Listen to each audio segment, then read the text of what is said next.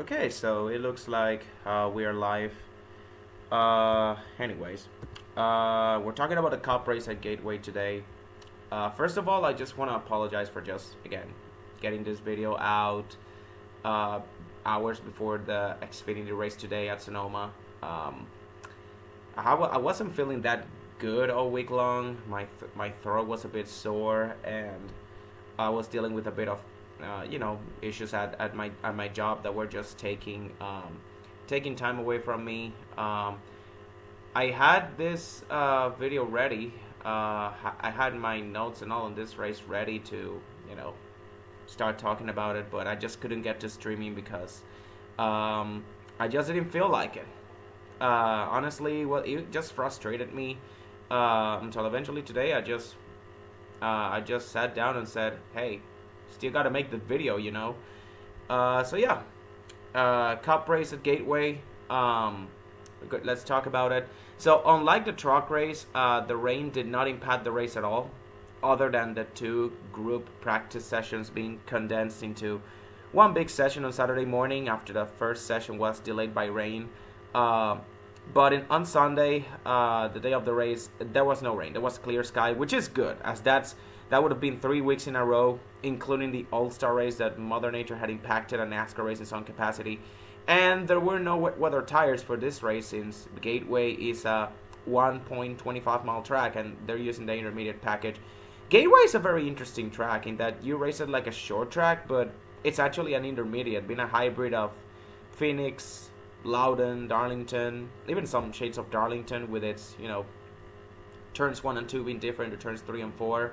It's also flat like New Hampshire, and you run NASCAR for this race, they use the same tires that they ran at Phoenix. So we were in for a pretty interesting race. Michael McDowell started on the pole for the third time in his career. All three of them coming this season too. He is now tied for Kyle Larson for the most poles this season so far, with a new track record too. I know it's only been 3 years that we've been racing at Gateway, but still. Austin Cindric started beside him in second. Second front row started Gateway in his 3 starts. He also started second in the inaugural race in 2022, if you remember. Ryan Blaney started third, so you got 3 Fords starting 1, 2, 3, and then behind them you got the Toyotas of Christopher Bell, Tyler Reddick, and Denny Hamlin in 6th. Then another Ford in 7th, Brad Keselowski, and then Bubba Wallace and Ty Gibbs 8th and 9th. 2 more Toyotas. Fords and Toyotas, they were on the top 9. The only Chevrolet in the top 10 was Kyle Busch, who qualified 10th. The only Chevrolet who qualified in the top 10, and because of the qualifying format that NASCAR uses, that means that since the top 10 qualified to the final round, that means that Kyle Busch was the only driver, the only Chevy driver to qualify top 10. He was last year's winner, and as a matter of fact, this is where he got his most recent Cup win. So with this race, it's a 36 race winless streak for Kyle Busch, assuming he doesn't win today, of course. Or rather, assuming he didn't win, of course, it would have been a 36 race winless streak. Then behind them, William Byron in 11th, Joe Logano in 12th, who was the fastest in practice, and Kyle Larson in 13th. And speaking of Kyle Larson, NASCAR had not given him a waiver yet, and I didn't know what was taking them so long to give it to him. Maybe they were thinking of how they could, amend to their rule book before giving him a waiver. At least that's what I thought. And by the looks of it, because I'm recording this on Saturday, they finally gave him that waiver. Thank goodness that saga is finally over. They gave the waiver to him on Tuesday morning, and by the looks of it, the interview that they did with Eldon Sawyer, it looks like they actually there was actually a bit of debate on whether Larson deserved the waiver or not, but in the end they decided to make what was, in my opinion, the right choice and give it to him, because he tried his hardest to run all 1,100 miles, even with Mother Nature, and he even made it to Charlotte, and he was all ready to go before NASCAR made the controversial decision to call the race. Apparently, NASCAR decided that Larson just being there and being willing to race was enough, and they decided to give him the waiver. Which, again, good for them. But that still doesn't excuse them, you know, taking this long to get to that decision. So, anyways, that saga is finally over. Larson is in the playoffs. He maintains his playoff eligibility. Thank goodness. You don't want to have it. Will feel weird, honestly. Even if you're not a Larson fan, it will feel so weird, honestly, to have your best driver in the sport right now. Because right now, in my opinion, Larson is the #1 driver in NASCAR. There's a reason why he attempted the double after all. But yeah, it would have been really weird for him to, you know, miss the playoffs or lose playoff eligibility because of something that happened out of his control. Mother Nature screwed him over not once but twice that weekend. It was really sad. But yeah, moving down through the field, Corey LaJoie 15th, Ross Chastain 16th, Chase Elliott 17th, Martin Truex qualified 19th, the worst of the JGR Toyotas by far. And I'm honestly surprised because Truex was one of the guys that I expected him to run, to start up front and stay up front the entire race. He was going to stay behind, start a bit behind. Then Carson Hocevar 20th, Justin Haley 21st, Chase Briscoe 23rd. Yeah, Justin Haley qualified 21st. I just had to make a double take on that. Great qualifying effort by Justin Haley, by the way. Then Chase Briscoe 23rd, Derek Krause 25th, Noah Gragson 27th, Josh Berry 29th, Daniel Suarez 31st, and Ryan Preece 32nd. So, if you're keeping track, on their first race, after announcing that they were shutting down, Stewart-Haas Racing responds by qualifying all 4 of their cars outside the top 20, 3 of them outside the top 25. Their best qualifying guy was Briscoe in 23rd. Yikes. This is a big yikes, especially since their Xfinity guys qualified really well at Portland, and they both finished inside the top 10 too after battling back from some adversity. So there is no excuse for the Cup guys to shit the bed. Also, Cody Ware is back. He qualified 34th, his second start of the season. And then Todd Gilliland 35th, which, you know, honestly surprising considering that McDowell started on the pole, Gilliland qualifying second last. And then Saint Smith 36th. So, we line them up. We went to stage 1. McDowell cleared ahead as Cindric got loose and dropped down to 5th on lap 1. Keselowski also had a big slide in turns 1 and 2 after some contact he had with Bubba Wallace. That didn't bring out the caution. The early caution came out on lap 3 for a 2-car spin between John Hunter Nemechek and Cody Ware. And then on the restart, it's Christopher Bell who gets a much better jump this time, now that he is now the second place car. I believe he passed Cindric for second before the first caution came out, but he was unable to clear past the 34. So McDowell held the lead for a couple more laps until another caution came out for Derek Krause spin after, once again, Cody Ware. Cody Ware getting into 2 incidents back to back. Yeah. Welcome back, Cody Ware. That's all I'm gonna say. So yeah, we go to pit road. The top 12 guys stay out, and everyone else pits. Brad Keselowski, Kyle Busch, Josh Berry, Martin Truex, Zane Smith, Justin Haley, Ty Dillon, Chase Briscoe, Suarez, Gragson, Corey LaJoie, Stenhouse, Chris Buescher, Harrison Burton, Daniel Hemrick. Everyone who pitted took 4 tires, with the exception of Zane Smith, who took 2. Stenhouse got busted for speeding, and Keselowski had to come back down pit road again as he was reporting a loose wheel from the left side. So then we go to the restart, and once again, Christopher Bell has a good launch, but he cannot get the job done. Again, the outside lane is just that good on restarts. That and a combination of Gateway just being a pretty hard track to pass. So we have some issues for this part of the green flag run of the race. Josh Berry was slow on the track for a moment. At first, everyone thought, and by everyone I say the Fox broadcast, they thought it was an engine issue or that he was down a cylinder, but it looks like he missed a shift, which was still dangerous though, because with Gateway, with this new Gen 7 cars, Gateway being a track where you downshift, you do not want to, get the shifter stuck between gears, because then that will, affect the engine. You could drop a cylinder.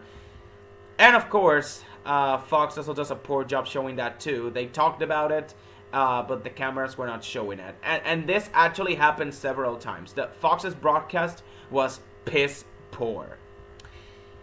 It was so unserious. It's like they were not even trying. They missed a lot of stuff, terrible camera angles. Again, just one more race. I was just thinking, just one more week until this fuckery ends for the rest of the season. This is the final weekend because, again, the Xfinity race ends at Sonoma. It starts in 2 hours. This is the final weekend we're having Fox for the rest of the season. This fuckery is finally over. We're finally getting some quality broadcast with NBC for the rest of the year. But yeah, at the end of the stage, Christopher Bell and Ryan Blaney, they closed in on McDowell. They challenged him for the lead. And Bell eventually got the lead with 5 to go with a gutsy move on the inside in turns 1 and 2. And he had been hounding him for several laps before that. But he just could not complete the pass. But yeah, he won stage 1. McDowell 2nd, Blaney 3rd. Then Austin Cindric 4th, Denny Hamlin 5th, William Byron 6th, Ty Gibbs, Tyler Reddick, Joe Logano, and Chase Elliott rounded out the top 10. Then we go to pit road, and you knew there was going to be some serious strategy here. As the drivers who pitted for fresh tires, they did not advance their position at all. The highest running driver at the end of the stage was Martin Truex, who finished 17th in the stage. So most of the leaders pitted. Martin Truex, of course, took 2 tires along with Preece, Briscoe, and Keselowski, and then everyone else took 4. Ryan Preece won the race of pit road ahead of Truex and Christopher Bell, who was the first car on 4 tires, while some guys, Kyle Busch, Todd Gilliland, Josh Berry, Austin Dillon, Henrik Stenhouse, Derek Krause, those guys stay out, with Todd Gilliland taking the lead. So, we go to stage 2, and it's Kyle Busch this time who gets the jump on Todd Gilliland and takes the lead away. This is important to mention. Kyle Busch was running the exact same setup he used to win this race last year, with some small adjustments, of course, to account for the different tire compound. As soon as Kyle Busch got the lead, Gilliland started dropping like a rock after losing the lead. With a loose race car, similar to what we saw with Austin Cindric in stage 1. This allowed Austin Dillon to move up to 2nd, and also Josh Berry to move up to 3rd, which meant that for the first time in forever, excuse me for a moment there, my sore throat is just killing me right now. I'm drinking some yogurt right now. But yeah, for the first time in forever, RCR is running 1-2.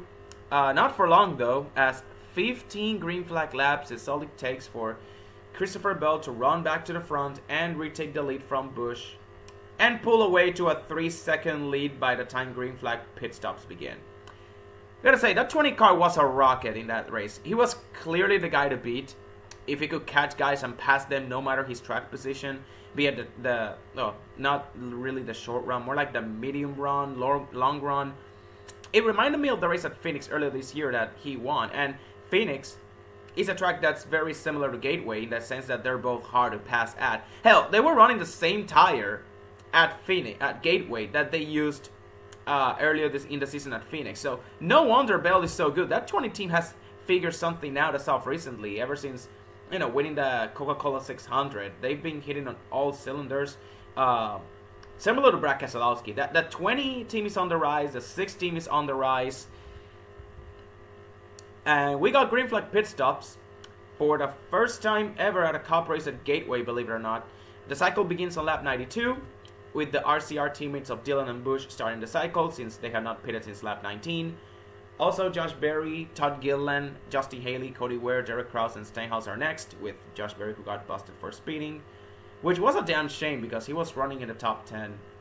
Then Larson and Hamlin, they pit a couple of laps later, and this brings the leader down pit road the very next lap, giving the lead to Truex, who immediately comes down pit road as well as Elliott, Chastain, and Reddick, who pit with him, and the legacy duo of Jones and John Hunter Nemechek also.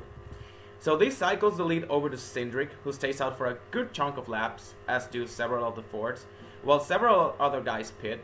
Ty Gibbs, Bubba Wallace, McDowell, Byron, Priest, Suarez, Boucher, and also Truex again, which unfortunately he had to come down pit road due to a flat left rear tire.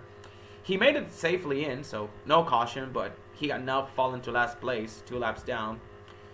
Not for long though, he wouldn't stay in last place for long, because shortly afterwards, a caution came out for Josh Berry blowing a left front tire entering turn 3 and hitting the wall hard, and that of course took him out of the race.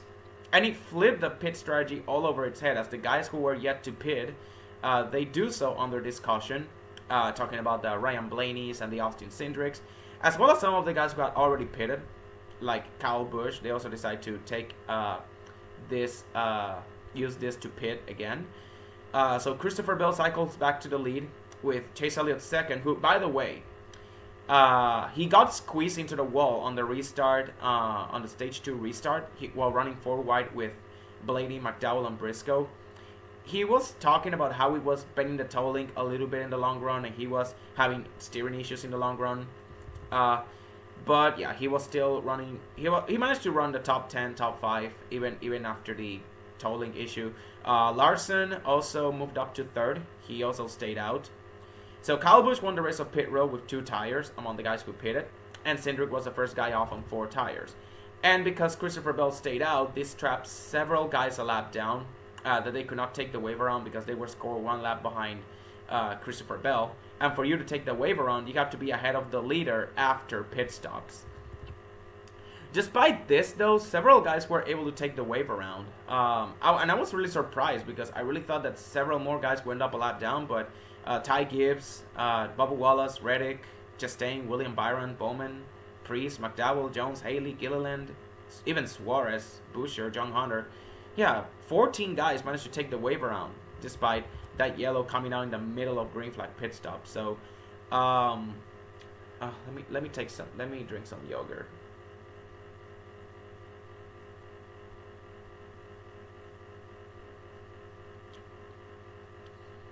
Okay, so we go on to the restart. And Chase Elliott, he's able to stay even with Christopher Bell with a bent toe link and all. But he goes wide in turn 3, which allows Bell to clear ahead once again, leaving Elliott and Busch to fend off the rest of the field, who's on 4 tires, while he cruises to the stage 2 wins by 3.5 seconds over second place. Unfortunately, stage 2 ends under caution after Larson gets loose underneath Kyle Busch while racing hard for 7th, entering turn 1. This happened on the last lap of stage 2.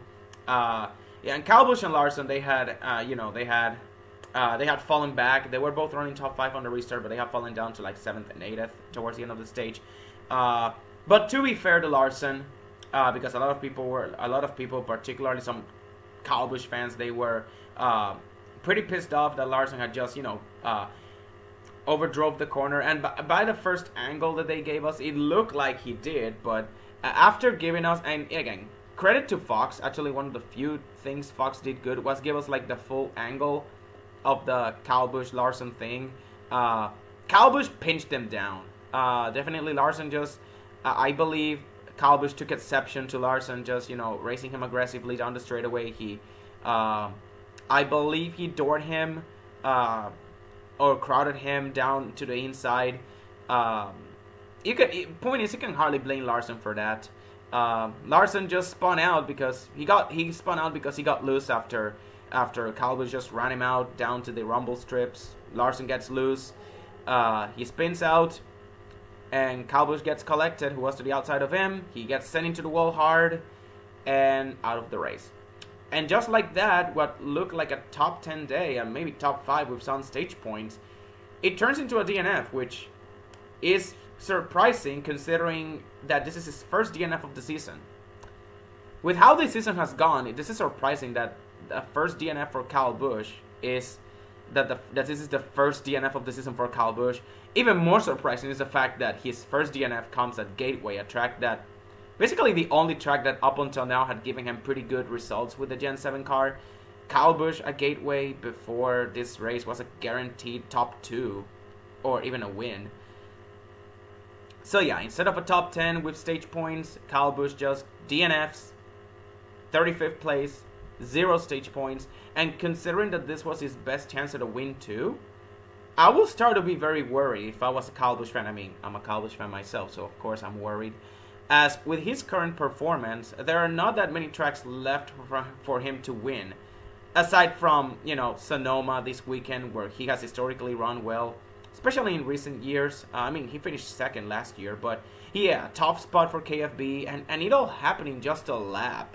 In just a single corner, a single straightaway, and the entry of a corner, he just crowded a guy.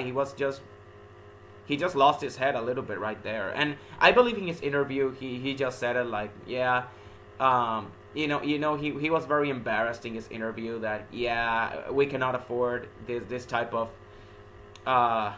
finishes and stuff like that. Like, yeah, I definitely felt that right there. You can definitely tell this is not the Kyle Busch is just racing with less with just less enthusiasm. He's just sounding less enthusiastic as the weeks go on. And again, we knew that, leaving JGR to RCR last season when the move was announced back in 2022, we knew that it was going to be a downgrade, but that Kyle Busch should try and make it work as much as he could. And in the short term, it looked pretty good. Like 3 wins in his first 15 races with them, but ever since then he has gone winless. Like, those 3 wins in the first 15 races, they definitely gave us hope that he could possibly be a dark horse. Not really win a title, but at the very least be competitive. Yeah, that's starting to go out the window now.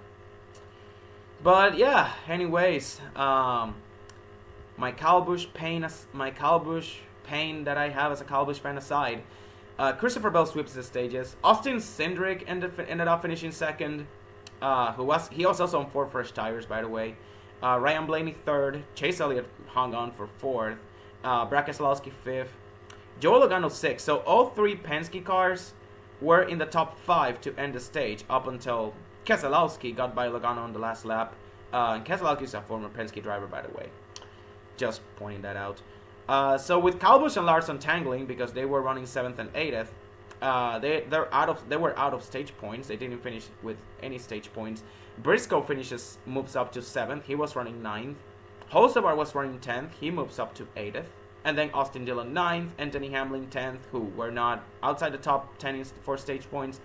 They managed to get the final 2 positions for stage points because of, the 8 and 5 wrecking. So, we go to pit road. Christopher Bell, Chase Elliott, and Brad Keselowski, and several others pit, while the Penske cars stay out, essentially going 1, 2, 3. Briscoe, Hocevar, Hamlin, Austin Dillon, Gragson, Corey LaJoie, Zane Smith, Daniel Hemrick, and Harrison Burton also stay out. And Christopher Bell is the first guy off pit road with 2 tires, and Ty Gibbs gets a speeding penalty. So, we go to stage 3 now. And Briscoe, he immediately sent it 3 wide into turn 1, trying to make something happen, but he cannot complete the pass. The Penske guys, they stay 1, 2, 3, with Cindric leading, Blaney second, and Logano third. And they stay like this until green flag pit stops begin with 65 laps to go. Hocevar starts the cycle from 4th, which, by the way, big shout out to Hocevar for hanging on in the top 5 after getting all of that track position, stayed top 5, top 10. He never left that He never left that track position. He never dropped down outside the top 10, outside of green flag pit stops. But when the race was running green and everyone, the cycle was completed, like he literally was not dropping out of the top 10. And then Blaney soon follows the next lap from second, and this brings the leader's injury down pit road because if the guy in second pits, you automatically pit the next lap. Hamlin and Logano also pit with him. And this cycles the lead back to Christopher Bell, who, remember, he is on a different pit strategy, so he can pit later and have fresh tires towards the end. And Blaney ends up cycling ahead of Austin Cindric due to pitting 1 lap earlier. And, I mean, he also pitted at a moment that the 2 teams did not expect them to, so they were caught a bit off guard. But that pit stop by Blaney was also pretty suspiciously fast. And you will see what I mean later when I talk about the finish of this race and why that pit stop by Blaney was suspiciously fast. You guys are gonna see what I mean by that. And yeah, slowly but surely, more drivers, they start peeling off. Gregson, Ryan Preece, Hemrick, Suarez, Chastain, Harrison Burton. Chastain took 2 tires, by the way. And then eventually the leader, Christopher Bell, he pits with 46 laps to go, along with Tyler Reddick, Justin Haley, Buescher, Stenhouse, and LaJoie. And this gives the lead over to Brad Keselowski, who decides to run this cycle long as well, hoping for a potential caution, which unfortunately never comes out. So he ends up pitting with 30 laps to go, as well as Gillen, Jones, Chase Elliott, and Ty Gibbs. The 54 took 2 tires, and he almost took his front tire changer with him. And of course, I'm only mentioning this because the Fox broadcast, they were talking about it, but they did not, the cameras were not showing it again. Exhibit number 69420 of why Fox is unserious. So, this left Larson as the one guy who had not pitted yet, and during all of this, Bell had already caught Blaney. They were racing for second, but once Larson pitted with 24 to go, this battle for second became the battle for the lead. And with Christopher Bell being the guy to beat all race long, Ryan Blaney was forced to play defense for 20 laps, which even for a track that's hard to pass like Gateway, we had seen how fast Christopher Bell was. So it was going to be a tall task. And to his credit, Blaney did an excellent job. And even when it looks like Christopher Bell had the lead, Blaney came back with a crossover, side-by-side racing. This was shaping up to be an amazing battle at a track that had no business producing this type of racing. But then, with 18 laps to go, Christopher Bell drops a cylinder while downshifting, entering turn 3. He doesn't blow up, so it doesn't cause a caution. His car is not smoking, but he is out of contention for the win as he's just limping around the track. Man, we were robbed of an awesome battle for the win, though. So, the laps wind down, and despite the lap traffic holding Blaney up, which allowed Cindric to cut his 2.5 second lead down to 1.2 seconds, it's still a healthy margin. And it looks like Blaney was on his way to scoring his first win of the season when, coming to the white flag, he ran out of gas. Of all the things that could have taken this win away from him, he runs out of fuel. You guys remember that last pit stop where he cycled ahead of Austin Cindric? And it was like suspiciously fast. How much he managed to gain on Cindric. It's always gonna come back to that, because if he or his crew chief had told him to just wait on fuel, or if his crew chief realized that he was gonna be like a lap or 2 short on fuel, if he told Blaney to save some fuel, which wasn't going to be that hard to do, considering that they were on a potential race-winning strategy, and, you know, considering that he played amazing defense on Christopher Bell, saving a lap or 2 at Gateway over a 65-lap run, saving a lap or 2 worth of fuel, that is literally nothing. If any of those things happen, if his crew chief told him to just wait on fuel, or if he just told him to, you know, save some fuel on the straightaways, just don't go full throttle, he either wins or at the very least finishes in the top 5. And it would have been a heartbreaker for Ford as well if it wasn't for Cindric, who was right there. And once Blaney ran out of fuel, he just pounced to take the lead away and steal the win at Gateway. Like, what in the actual fuck was this race? A race that was supposed to end with an epic battle between Ryan Blaney and Christopher Bell ended with Austin Cindric stealing the win. No caution, no shenanigans, no nothing. The race went green basically the entirety of stage 3. Blaney and Bell did not take each other on the track. Just stuff happened. I cannot explain it. Mechanical issue by an engine failure by Christopher Bell, him dropping a cylinder while downshifting, and then Blaney just running out of fuel because his team didn't realize that they didn't put enough fuel on the car. Like, someone on that 12 team must have gotten... I wish I could have been a fly on that 12 teams meeting on the day after the race on Monday, because holy shit, someone was getting that. I bet someone got an earful on that 12 team meeting. But yeah, back to Austin Cindric. This is his 2nd career Cup win. His first win since the 2022 Daytona 500.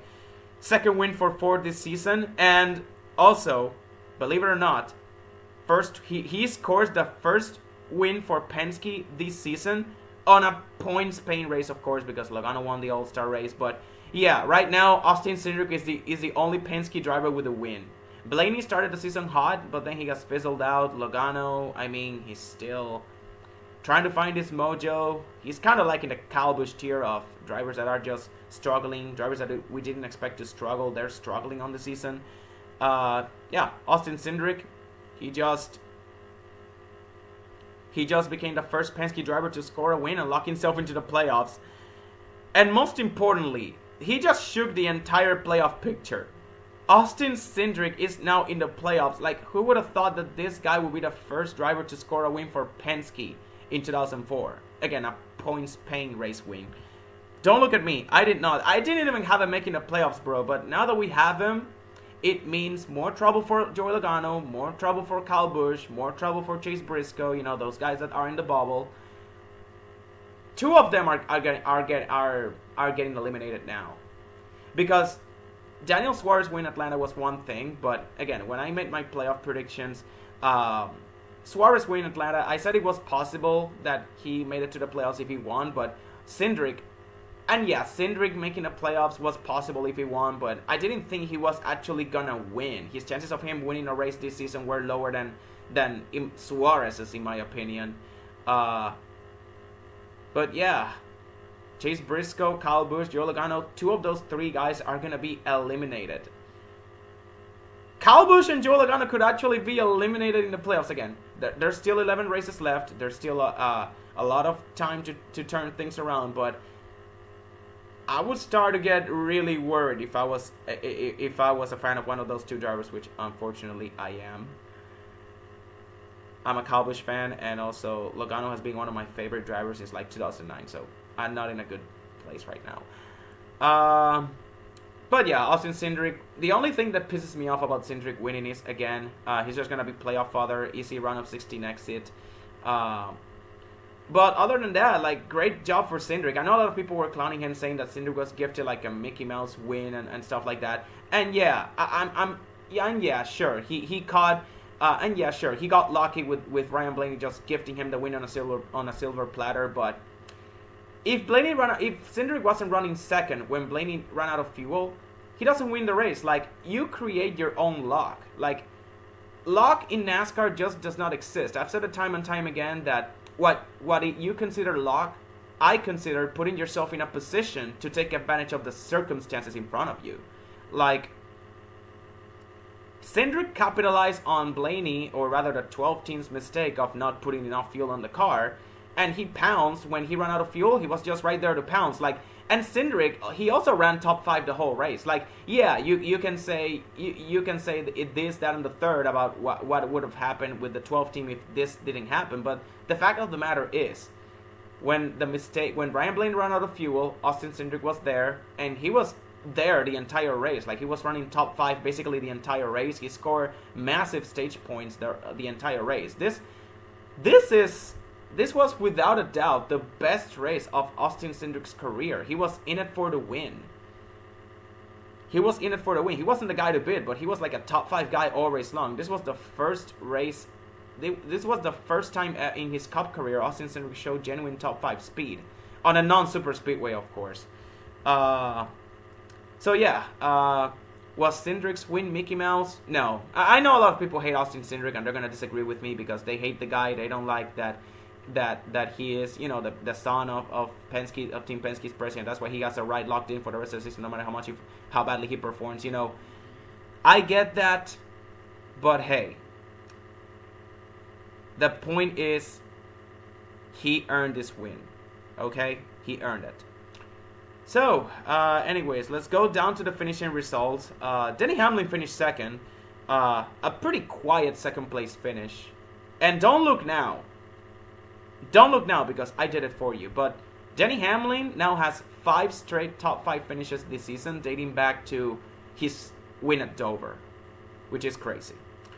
He's now the points leader, the new points leader of the season. Part of that is, of course, Larson, you know, missing the 600. But Still, Hamlin. But still, yeah, Hamlin is just quietly picking up steam, and no one is talking about that. Keselowski third, also continuing his hot streak. Brad Keselowski, shout out to him. Tyler Reddick fourth, Joe Logano fifth. Great points day for Logano. Also, Austin Dillon in sixth, the highest running Chevrolet. Christopher Bell seventh. He managed to salvage the top 10 after going down a cylinder. He even got some help from his teammate Martin Truex in the closing laps. Then Carson Hocevar 8th. Great job by Hocevar. And Justin Haley 9th. Great job by Justin Haley as well. Like, both Hocevar and Haley with great top 10 runs. And then Kyle Larson in 10th. Nice bounce back after the incident with Kyle Busch. Ty Gibbs 11th. Also rebounding from the speeding penalty that he got at the end of stage 2. Ross Chastain 12th. Chase Elliott 13th. Then Todd Gilliland 16th. Daniel Hemrick 18th. And Zane Smith 19th. Great job. Bubba Wallace 21st. I don't really know how he fell down that much. I honestly don't really know. I'm pretty sure. Oh yeah, I'm just looking down the finishing results here. Let's see. Daniel Suarez 23rd. Yeah, Ryan Blaney 24th. It's so crazy how one lap worth of fuel was the difference between a win and finishing outside the top 20. Just absolutely brutal. Because if he just ran out of fuel coming to the checkered flag, like, he would have at the very least salvaged a second place finish, and it would have been like less painful for me because I picked Ryan Blaney to win. But yeah, finishing outside the top 20, the guy that I picked to win being one lap away from victory, going from that to finishing outside the top 20, just brutal. I'm not even a Ryan Blaney fan. I just picked him to win this race.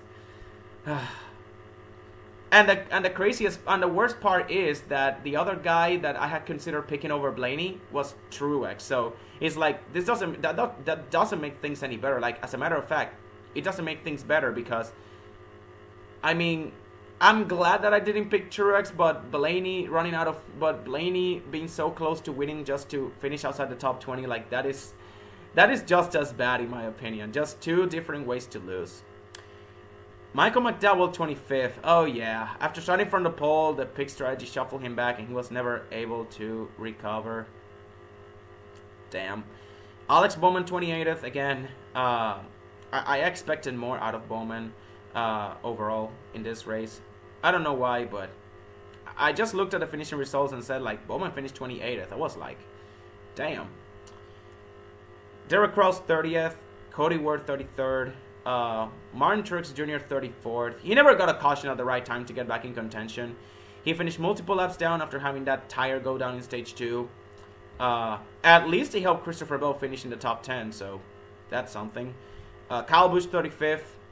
Again, it's crazy how this is just his first DNF of the season after in my opinion, what has been without a doubt the worst season of his career so far. And this one was self-inflicted too. Just being a Kyle Busch fan in 2024 has been pain, especially now with Cindric winning and with him having a bad finish. He's now, let me check here, checking the points here. He's 20 points below the cut line. What in the world? And then Josh Berry 36, just rounding out what was a pretty tough race for the 4 bunch at Stewart-Haas Racing. Okay. As a matter of fact, let me check here. Where did the Stewart-Haas Racing cars finish? Where did they finish?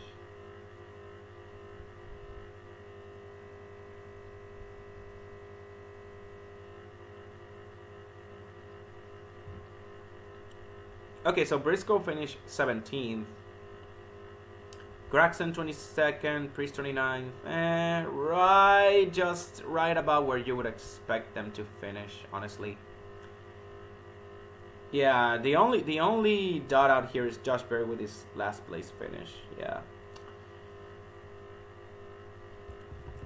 Yeah, okay, let's give this race review here. While I drink my yogurt here.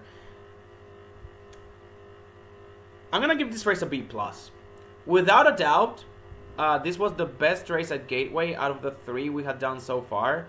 There was more passing than usual. You know, track position was obviously king, as expected, because they used the same tire they used at Phoenix, but passing was still possible. It was hard to pass, but passing was still possible. We saw Christopher Bell make passes for position all throughout the field, all race long. Although, again, to be fair, he was the guy to beat, so of course you would expect that out of him. There was also plenty of pit strategy. The long green flag rounds in stages 2 and 3 helped, which also went hand in hand with the passing, as the different strategies consistently put guys on old tires against guys on newer tires. Tires mattered, even at a track that's hard to pass. They actually mattered with all of the pit shuffling. Again, the pit strategy helped with tires actually mattering a little bit more than you would think at Gateway.